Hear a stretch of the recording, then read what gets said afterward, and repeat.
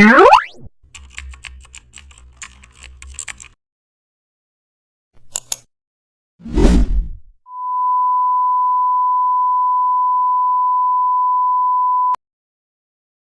back to the channel. Don't forget to like, share, and subscribe for more updates.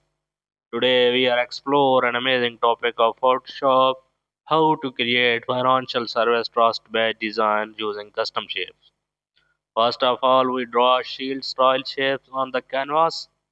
Then we combine multiple layers. After that, we add clean stroke lines. Then we insert trust icons. Now we adjust symmetry carefully.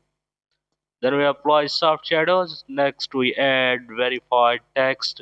After that, we refine edges. We look after that we log proportions. Finally, we save for